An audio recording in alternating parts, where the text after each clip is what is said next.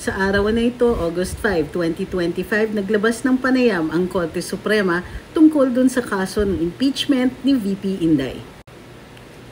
Ayon sa hukuman, nag-file daw ng motion for reconsideration ang Kamara de Representantes, kung kaya't binibigyan nila ng 10 araw ang grupo ni na Attorney Bobet Torreon at ang mga abogado ni Vice President Inday ng 10 araw para mag-file sila ng kanilang komento.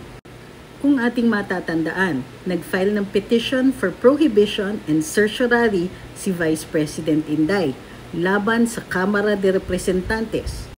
Ayon kay Vice President, nilabag ng Kongreso ang 1-year ban rule nung tumanggap sila ng ika-4 na impeachment complaint pero hindi nila inaksyonan yung unang 3. Sa desisyon ng Korte Suprema, pinanigan nila si Vice Presidente at sinabihan ang Kamara de Representantes na nilabag nila ang karapatan ni Vice President sa due process. Ngunit ang kapansin-pansin sa panayam ng Korte Suprema ay ang kanilang pagdidiin sa order nila na ang desisyon sa kaso ni VP Inday ay immediately executory. In practical terms, ibig sabihin, hindi na pwedeng magtuloy ang trial. Ngunit, may resolusyon na pag-uusapan ng Senado bukas, August 6. Ididiscuss ng ating mga senador kung itutuloy pa nila ang impeachment trial ni Vice President Inday. Ang issue, hindi ba labag ito sa desisyon ng Supreme Court? Hindi ba't ang sinabi ng Supreme Court, hindi na magiging valid ang kahit anumang impeachment trial dahil void ang articles of impeachment? At kung immediately executory at wala na dapat trial, ano pa ang dapat pag-usapan ng Senado?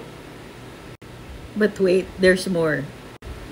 Nag-file ng petition for prohibition ang 2 dating mahistrado ng Korte Suprema, si former Senior Associate Justice Antonio Carpio at si former Associate Justice Conchita Carpio Morales. Humihingi sila ng order sa Supreme Court na pigilan ang Senado sa pag-uusap nila bukas.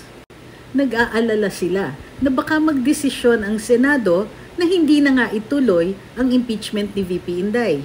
Kung kaya't gusto nilang pigilan yung diskusyon.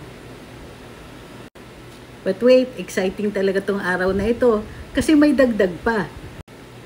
Sa panayam pa rin ng Korte Suprema, pinakukomento nila si Larry Gadon, Percival Sendanya at Richard Heydarian sa mga reklamo laban sa kanila for indirect contempt.